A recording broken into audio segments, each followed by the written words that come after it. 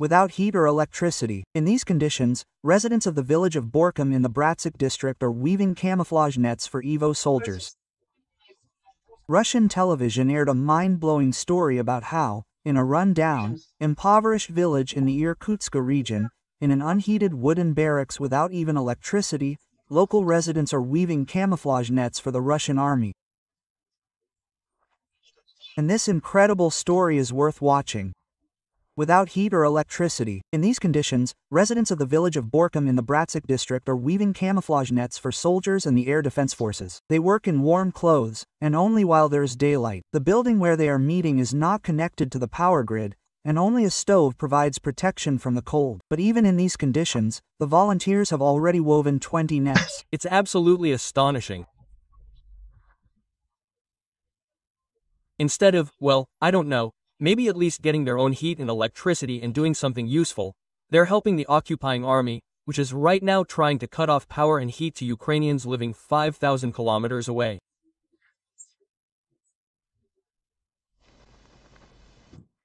My colleague Evgenia Rudakova visited the workshop.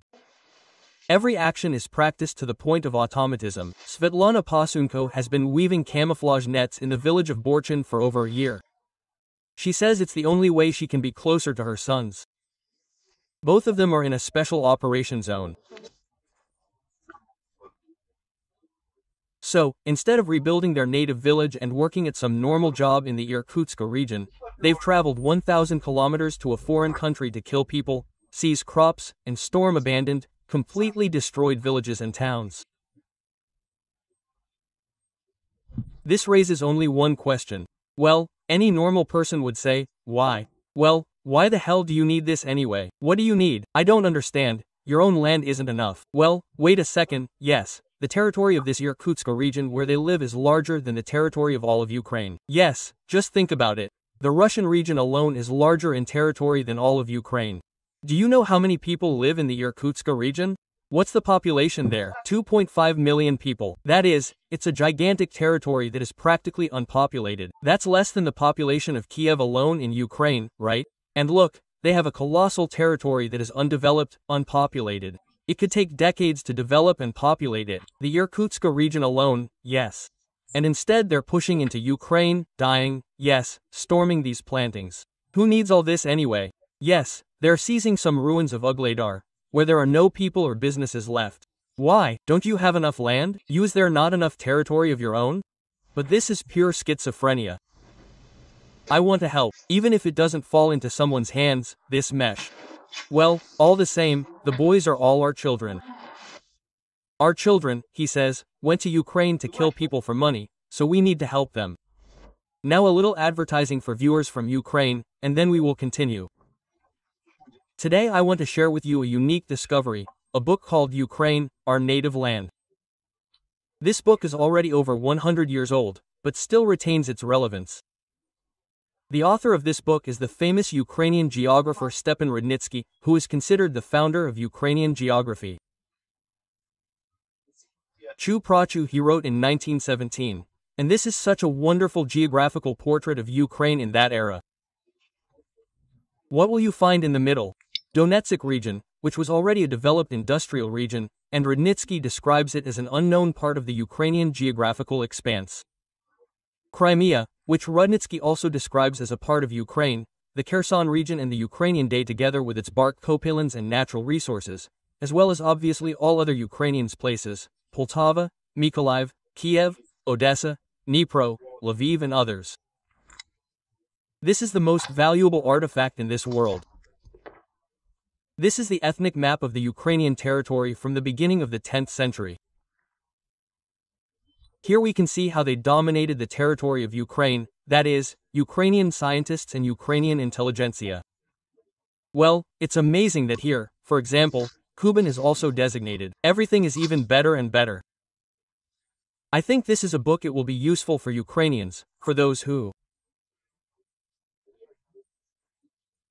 know Ukraine, for those who know it, for those who know it, for those who know it. We can order this video for the description of the video. And we continue to watch how those who want to destroy and annihilate all this live.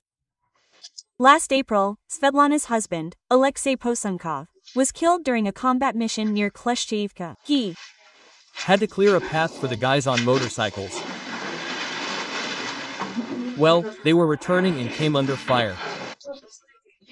You see, her husband couldn't live without Kleshchevka in his stinking village in the Irkutsk region, so he drove 5,000 kilometers, smashed Kleshchevka to smithereens, and died himself. He coped, yes? So, just so you understand, yes, there's absolutely nothing left of Kleshchevka. It's just rubble, not a single intact building, not a single resident. The Russian army reduced it to rubble. So, a bunch of Russian soldiers died and went home in zinc coffins. In Russia, this is called denazification. Russian patriots support it all.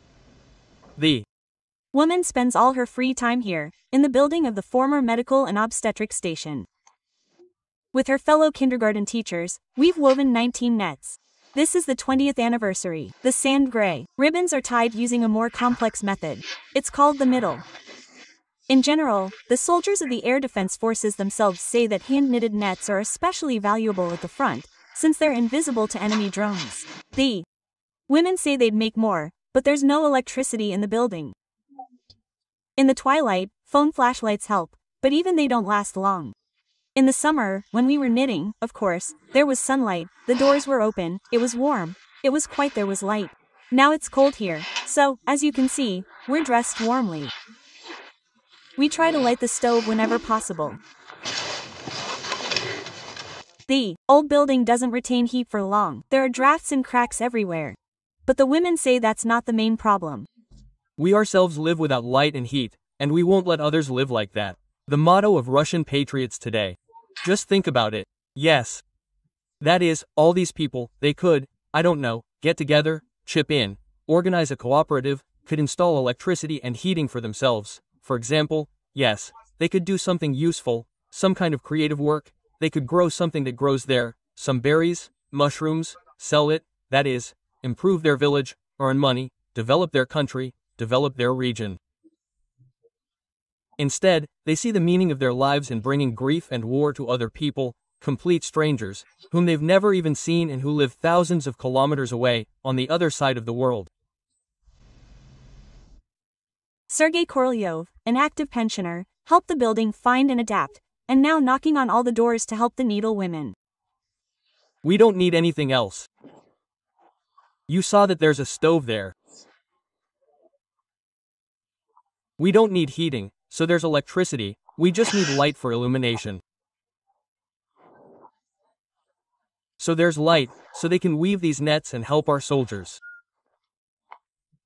Well, that is, they can't even chip in and buy a generator so they can have light, but at the same time, they're unitedly helping an occupying army torment a distant foreign country. According to local authorities, a contract with the power grid company is currently being finalized. We're doing everything, but this process is slow. They approached the deputies, well, they asked the Duma and wanted to hook her up with this new FAP, but it didn't work out.